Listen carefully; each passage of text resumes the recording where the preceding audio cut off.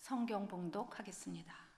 오늘은 마태복음 6장 19절에서 34절입니다. 마태복음 6장 19절에서 34절 다 같이 읽어보시겠습니다. 시작. 너희는 자기를 위해 이 땅에 보물을 쌓아두지 말라. 땅에서는 좀 먹고 녹슬어 못 쓰게 되고 도둑이 들어와 훔쳐가기도 한다. 그러므로 너희를 위해 보물을 하늘에 쌓아두라. 하늘에서는 좀 먹거나 녹슬어 못 쓰게 되는 일도 없고 도둑이 들어 훔쳐가지도 못한다. 내 보물이 있는 곳에 내 마음도 있는 법이다. 눈은 몸의 등불이다. 눈이 좋으면 온몸이 밝을 것이다. 그러나 눈이 나쁘면 온몸이 어두울 것이다. 그러므로 내 속에 있는 빛이 어두우면 그 어두움이 얼마나 심하겠느냐. 아무도 두 주인을 섬기지 못한다. 한쪽을 미워하고 다른 한쪽을 사랑하거나 한쪽을 중히 여기고 다른 한쪽을 무시할 것이다. 너희가 하나님과 재물을 함께 섬길 수 없다. 그러므로 내가 너희에게 말한다. 자기 생명을 위해 무엇을 먹을까, 무엇을 마실까 걱정하지 말고 자기 몸을 위해 무엇을 입을까 걱정하지 말라. 생명이 음식보다 소중하고 몸이 옷보다 소중하지 않느냐. 공중에 나는 저 새들을 보라. 씨를 뿌리지도 거두지도 창고에 쌓아두지도 않지만 하늘에 계신 너희 아버지께서 먹이신다. 너희는 새들보다 얼마나 더 귀하냐. 너희 중 누가 걱정한다고 해서 자기 목숨을 조금이라도 더 연장할 수 있겠느냐. 어째서 너희는 옷 걱정을 하느냐. 들에 핀 저 백합꽃이 어떻게 자라는지 보라. 일하거나 옷감을 짜지도 않는다. 그러나 내가 너희에게 말한다. 그 모든 영화를 누렸던 솔로몬도 이 꽃 하나만큼 차려입지는 못했다. 오늘 있다가도 내일이면 불 속에 던져질 들풀도 하나님께서 그렇게 입히시는데 하물며 너희는 얼마나 더 잘 입히시겠느냐. 믿음이 적은 사람들아. 그러므로 무엇을 먹을까, 무엇을 마실까, 무엇을 입을까 걱정하지 말라. 이 모든 것은 이방 사람들이나 추구하는 것이다. 하늘에 계신 너희 아버지께서는 너희에게 이런 것이 필요하다는 것을 아신다. 오직 너희는 먼저 그 나라와 그 의를 구하라. 그러면 이 모든 것도 너희에게 더해 주실 것이다. 그러므로 내일 일을 걱정하지 말라. 내일 일은 내일이 맡아서 걱정할 것이요. 한날의 괴로움은 그날에 겪는 것으로 충분하다. 아멘. 오늘의 말씀의 제목은 하늘의 계좌 만들기. 은행 계좌 여러분들 다 갖고 계시죠? 네. 우리는 지난주까지 예수님께서 가르쳐 주신 기도를 배웠습니다. 그 주기도문 앞에는 무슨 말씀이 있느냐? 구제할 때 사람에게 보이지 말아라 라고 말씀하십니다. 그리고 주기도문 뒤에는 무엇이 있느냐? 금식할 때 사람들에게 보이지 마라 라고 말씀하십니다. 그러므로 은밀한 중에 보고 계시는 하나님을 인식하고 사는 마음의 동기가 중요하다라고 말씀하시는 것입니다. 이것이 하늘아버지의 자녀답게 사는 것이며 주기도문의 참뜻이다라고 예수님께서 말씀하십니다. 이 본문의 말씀은 이방인들이 구하는 것과 하늘 아버지의 자녀들이 구하는 것을 명확히 구분하고 있습니다. 하늘 아버지의 자녀와 이방인들과의 차이는 무엇이 있을까요? 하늘 아버지의 자녀는 이 땅에서 눈으로 보는 것에 대해서 완전히 다른 태도를 갖고 있다라고 말씀하시는 것입니다. 아버지가 기뻐하시는 일에 관심을 가지는 자녀들이기 때문에 살아가는 방식이 이방인들과 다르다라는 것입니다. 그렇다면 무엇이 다를까요? 은밀한 중에 보시는 하나님을 인식하는 사람입니다. 그렇다면 우리가 날마다 무엇을 추구하고 살아야 하나님을 인식하고 사는 하나님의 자녀다움일까요? 첫 번째로 은밀한 중에 보시는 하나님에 대한 인식은 어디에 투자를 하느냐에 달려 있습니다. 마태복음 6장 19절에서 21절 읽어봅니다. 시작. 너희는 자기를 위해 이 땅에 보물을 쌓아두지 말라. 땅에서는 좀 먹고 녹슬어 못 쓰게 되고 도둑이 들어와 훔쳐가기도 한다. 그러므로 너희를 위해 보물을 하늘에 쌓아두라. 하늘에서는 좀 먹거나 녹슬어 못 쓰게 되는 일도 없고 도둑이 들어 훔쳐가지도 못한다. 내 보물이 있는 곳에 내 마음도 있는 법이다. 아멘. 우리가 이 땅에서 항상 추구하는 것이 무엇입니까? 시간과 노력을 아끼지 않고 짧은 시간에 손해나지 않으며 다른 사람보다 더 빨리 이익을 남길 수 있는 것이 무엇일까 궁리하는 것 아닙니까? 대부분의 시간을 여기에다 씁니다. 그러나 성경은 땅과 하늘 어디에 투자하는 것이 이익이 남는 장사인지를 설명하고 있습니다. 공통적으로 들어가는 말씀이 너희를 위하여입니다. 모든 것을 창조하신 하나님께서 우리의 그 보물이 뭐 그렇게 필요하시겠습니까? 이것은 하나님을 위한 것이 아니라 이 말씀은 너희를 위한 것이다 라고 하는 것입니다. 며칠 전에 예수님을 믿지 않는 사람과 함께 차를 마셨습니다. 두 부부가 맞벌이를 하면서 열심히 돈을 모았는데 그 목적이 무엇이냐? 돈이 모이면 세계 일주를 하고 잘 먹고 잘 살고 허리를 졸라매고 우리가 이렇게 구자를 많이 쌓아가면서 살자. 이게 이제 인생의 목표였습니다. 그런데 목표역이 거의 달성이 될 즈음에 부인이 아프게 되었습니다. 모아놓은 돈은 치료비로 다 쓰게 되었고 돈 모으는 데만 신경을 썼기 때문에 친구와 친척에게 굉장히 인색했고 생일이다 결혼식이다 이런 데도 잘 가지 않았고 그래서 이렇게 아프고 어려우니까 굉장히 외로워졌습니다. 결국 세계 일주도 못하고 잘 먹고 잘 사는 것도 다 물거품이 되었습니다. 남은 것은 무엇이 남았습니까? 병원비 독촉장과 아무것도 못하는 부인이 남게 되었습니다.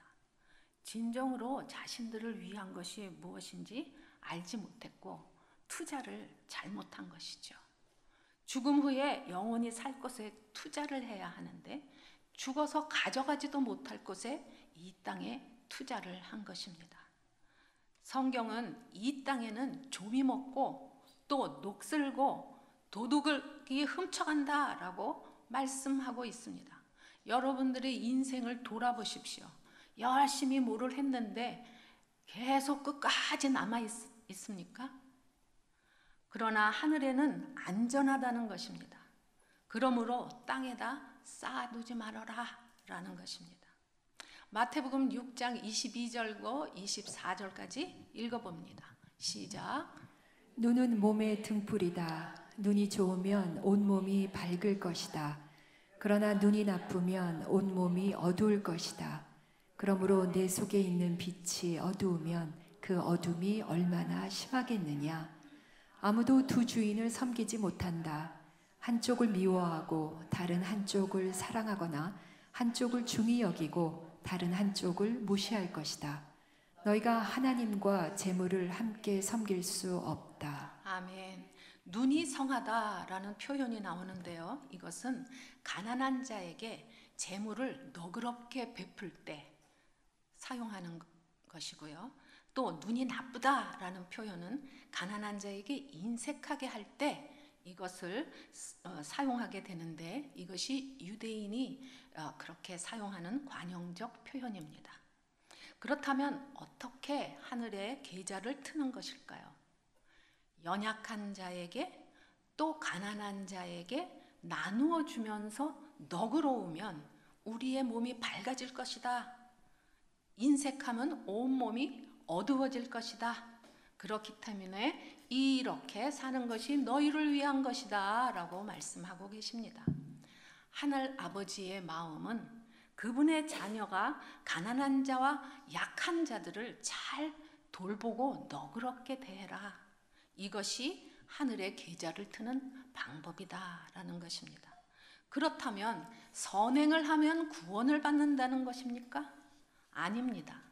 하나님을 주인으로 모시고 살겠다고 하는 사람은 아버지가 원하는 일이기 때문에 당연히 선행을 한다라는 것이죠.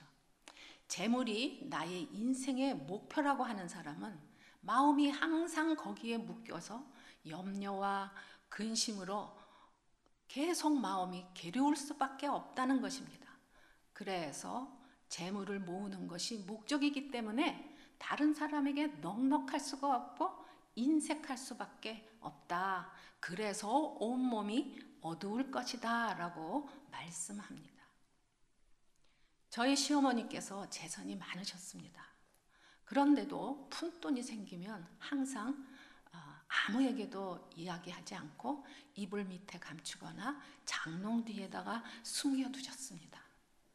그 돈을 지키시느라고 어디에 투자를 해야 하는지, 어디에다가 땅을 사고 집을 사야 하는지 항상 근심과 걱정으로 사셨습니다.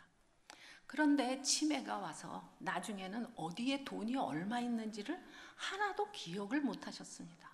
그렇지만 늘 돈 하셨습니다. 그래서 어머니의 동전 지갑이 조그만데 거기다 10,000원을 넣어서 손에 쥐어드렸습니다.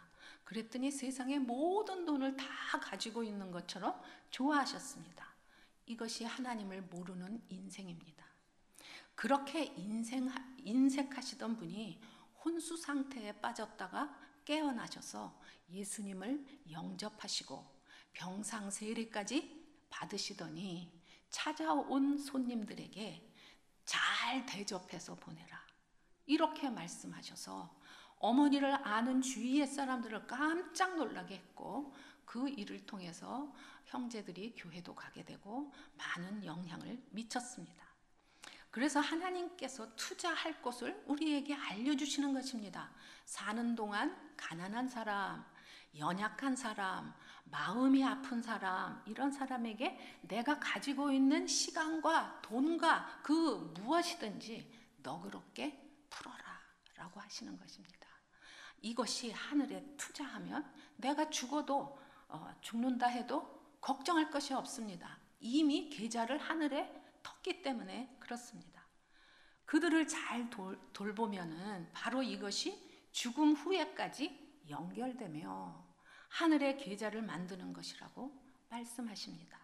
그 계좌는 영원히 취소되지 않고 하나님께서 보증하시는 것입니다. 그렇기 때문에 걱정하실 필요가 없습니다. 재산이 많으신 분들 이 땅에 두고 가는 거 걱정되시죠? 그런데 가시기 전에 살면서 너그럽게 푸심으로 인해서 많이 하늘에 계좌를 싸시고 이 세상 떠나는 것이 안타까울 이유가 없이 그렇게 사는 것이 잘 사는 것입니다. 잠언 19장 17절 읽어보시겠습니다. 시작. 가난한 사람을 불쌍히 여기는 사람은 여호와께 빌려드리는 것이니 그가 한 일에 대해 그분이 갚아 주실 것이다. 아멘. 가난한 자를 돕는 것은 하늘 아버지께 꾸어드리는 것이라고 합니다. 우리는 하나님을 대신해서 이 땅에서 하나님 일을 대신하는 자들입니다. 그리고 하나님께서 우리 뒤에 후원자이시며 보증자이십니다. 하늘 아버지께서 투자하라고 하는 곳에 투자하면 손해나는 법이 없습니다.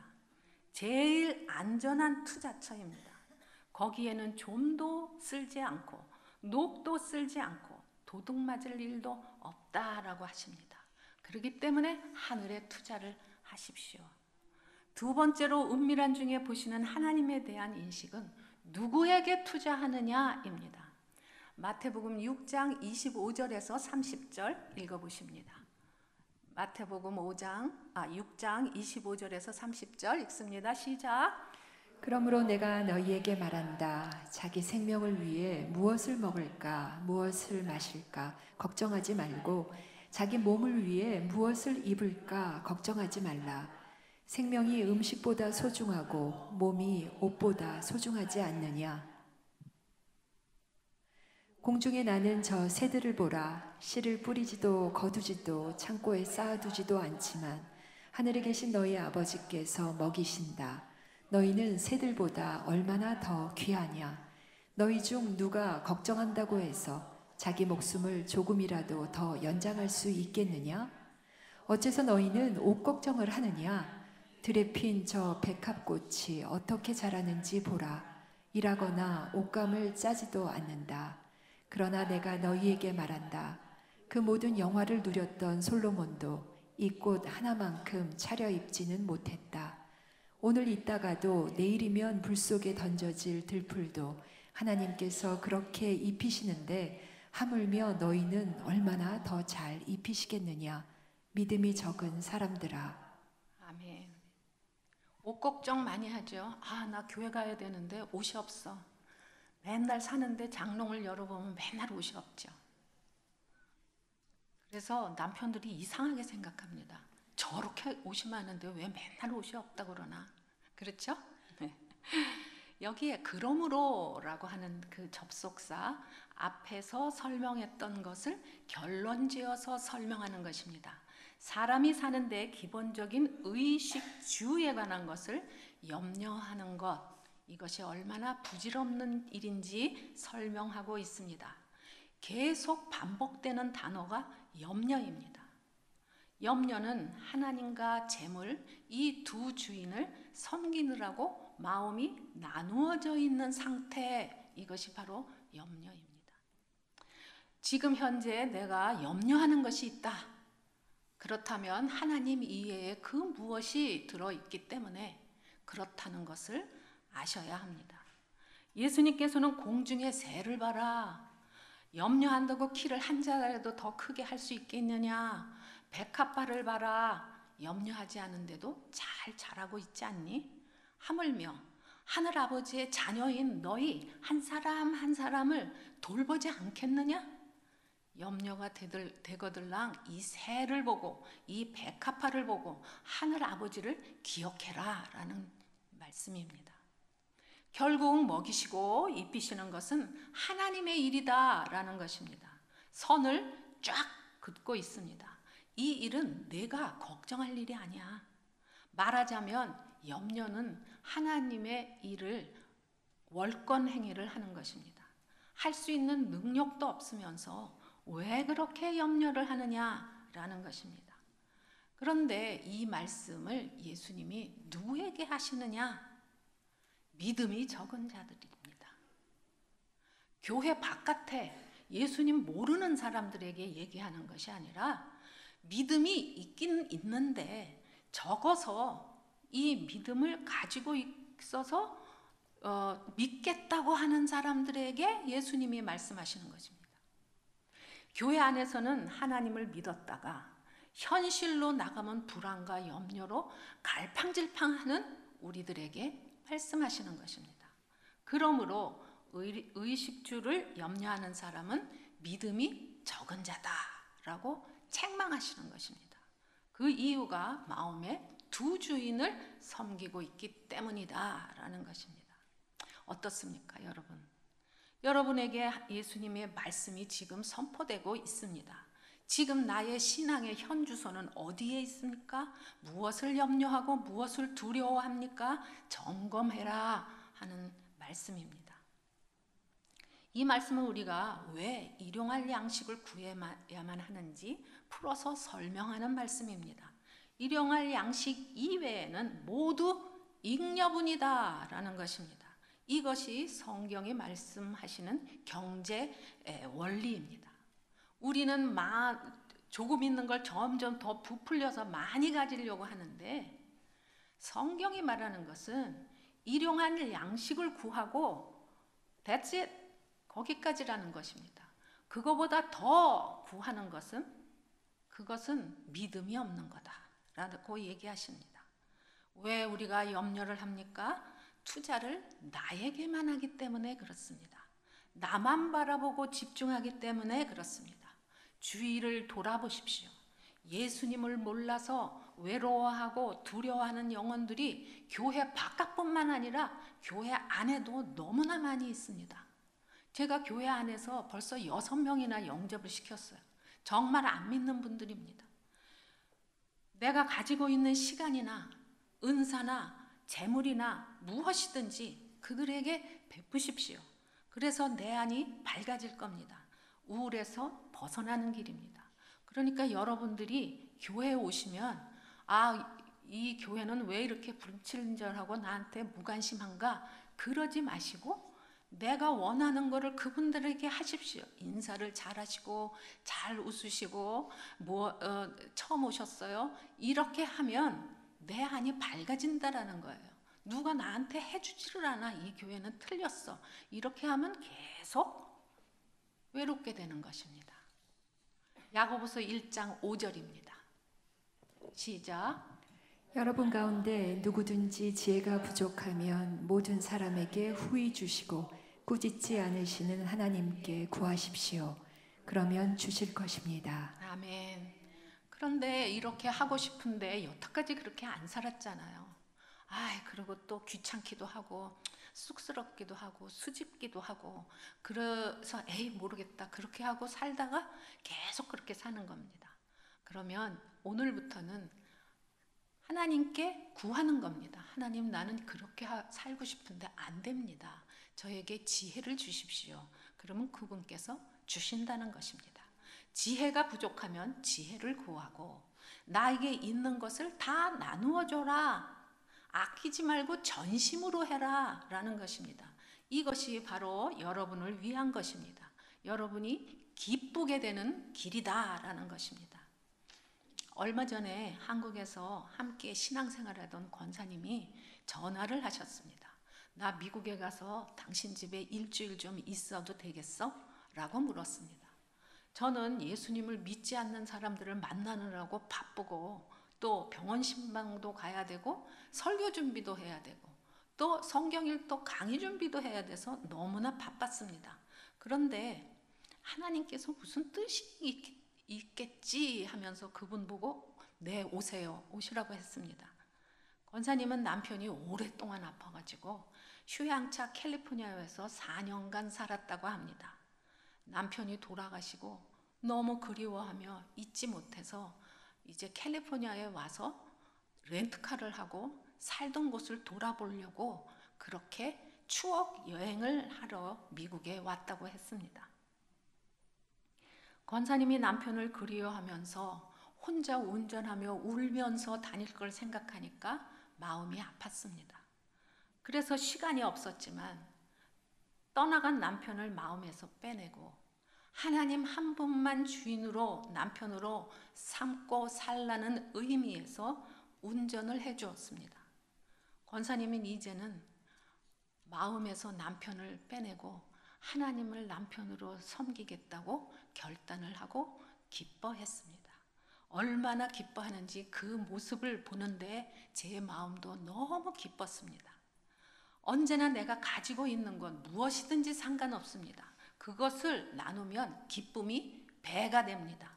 우리 앞에 일어나는 일은 우연히 일어나는 것 같아도 하나님께서 다 계획하시고 우리에게 제공하십니다. 내 앞에 기회가 왔을 때 소홀히 여기지 마시고 예스 하십시오. 이런 기회를 주시는 하늘 아버지께 투자하시는 것입니다. 아멘. 마태복음 6장 29절에서 30절입니다. 시작. 그러나 내가 너희에게 말한다. 그 모든 영화를 누렸던 솔로몬도 이 꽃 하나만큼 차려입지는 못했다. 오늘 있다가도 내일이면 불 속에 던져질 들풀도 하나님께서 그렇게 입히시는데 하물며 너희는 얼마나 더 잘 입히시겠느냐. 믿음이 적은 사람들아. 자, 솔로몬 왕은 타인의 고생을 담보로 영화를 누리고 산 사람입니다. 강대국을 만들려고 주위의 많은 나라의 공주들과 정략 결혼을 하여서 그 나라에서 섬기던 우상들을 다 이스라엘 왕국으로 데리고 왔습니다. 만국 우상 박람회장이 되었지요. 이스라엘의 어둠의 씨앗을 뿌린 왕이 솔로몬 왕입니다. 이 왕으로부터 인해서 나라가 둘로 갈라지는 일이 생깁니다. 그러나 볼품없는 들꽃을 보십시오. 살아있을 때는 위로와 기쁨을 사람들에게 주고 죽어서는 거름이 되고 또 생명의 씨앗을 뿌려놓습니다. 이런 자연 가운데서 하나님을 느끼라는 것입니다. 사람들은 이거를 물어봅니다. 예수님을 믿지 않고 전혀 옛날에 있었던 사람은, 고구려 때 사람은 예수님을 모르는데 그 사람들은 어떻게 된 겁니까? 하나님은 이 자연에, 이 백합화에다, 이 새들에, 이 들꽃에 하나님의 그 모습을 다 넣어 놓았습니다. 이런 들풀도 돌보시는데 너는 나의 자녀야. 그러니까 당연히 너를 돌보는 것은 당연하다. 그러니 그것을 제발 믿어라 라고 말씀하시지요. 마태복음 6장 31절 32절 읽어봅니다. 시작. 그러므로 무엇을 먹을까, 무엇을 마실까, 무엇을 입을까 걱정하지 말라. 이 모든 것은 이방 사람들이나 추구하는 것이다. 하늘에 계신 너희 아버지께서는 너희에게 이런 것이 필요하다는 것을 아신다. 그러므로, 여기에도 그러므로 접속사가 있죠.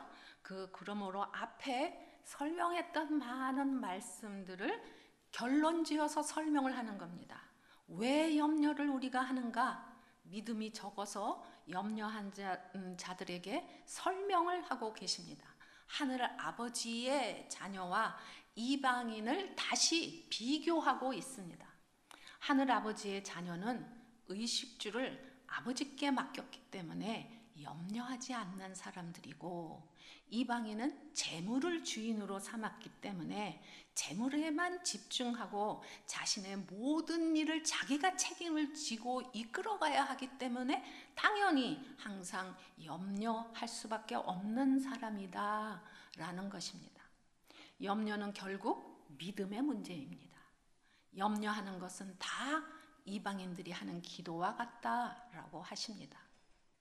모든 것을 주실 하나님을 믿지 못하고 계속 염려를 하는 우리들을 예수님께서 꾸짖으시는 말씀입니다. 나의 삶의 주인을 누구로 삼느냐? 하나님이냐 재물이냐에 따라서 염려하느냐 하나님께 맡기느냐로 달라진다. 길이 완전히 다르다는 것입니다.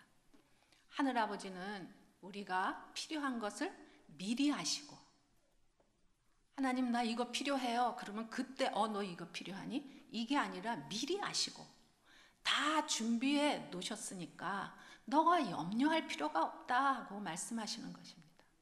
이 사실을 믿으라고 하십니다.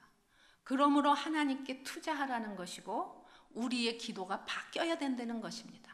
하나님, 큰애는 이거를 주시고요, 두 번째 아이는 이거를 해주시고요, 세 번째 아이는 이거를 해주세요. 매일 새벽 기도에 와서 이야기를 하지만 수년을 기도했으나 되지 않습니다. 그렇죠? 그러니까 뭔가 잘못된 것입니다. 그것은 하나님이 다 하시는 일이고, 그러면 나는 무엇을 해야 되느냐? 내 마음을 하나님께 드리는 것입니다. 그 문제는 그냥 놔두고 하나님이 하실 거니까 걱정을 하지 말아라. 그냥 놔두고 너는 네 눈앞에 연약한 사람, 가난한 사람, 너가 필요한 사람에게 이렇게 잘 너그럽게 해주면 그것이 바로 하나님이 너에게 꾸는 거다. 하나님이 꾸는 거 처음 알았어요. 그렇죠? 하나님이 꾸는 거래요. 그러니까 하나님이 갚아주실 것입니다. 그러니까 염려를 하지 마라 라는 것입니다.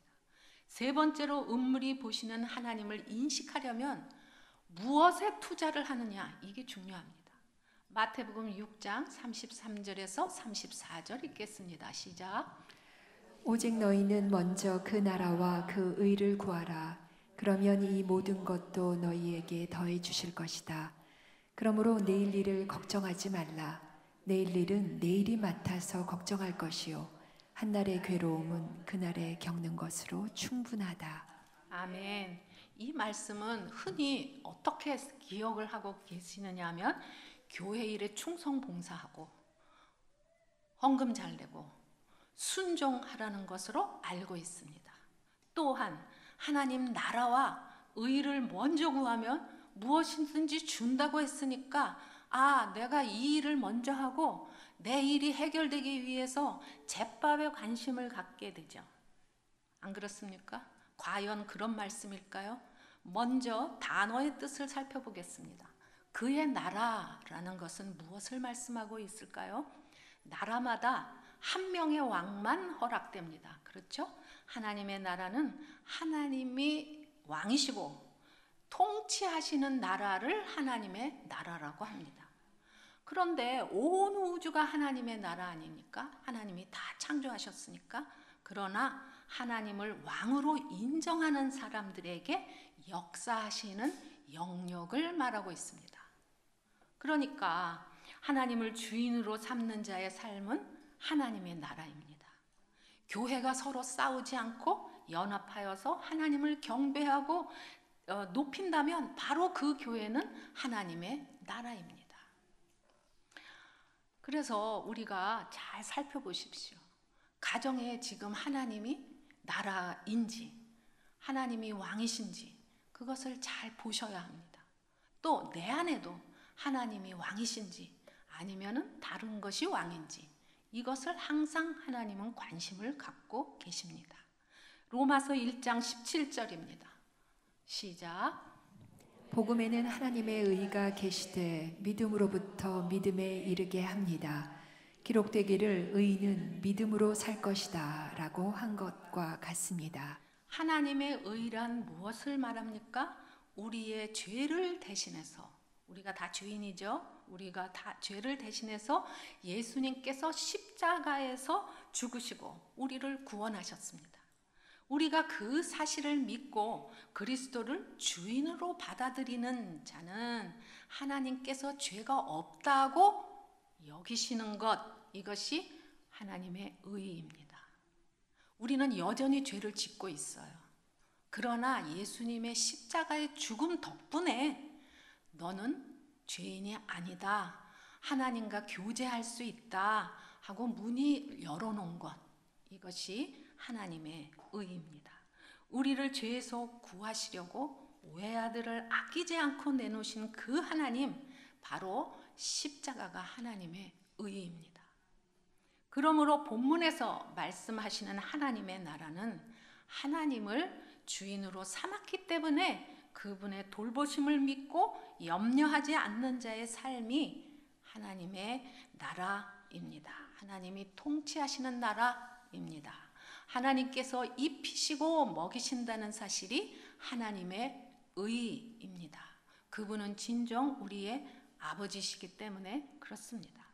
그런데 예수님은 너무 우리를 잘 아시는 거예요. 그래서 항상 염려하는 속성을 가지고 있는 우리지만은 예수님도 하루 동안 염려하는 것은 허락하셨어요.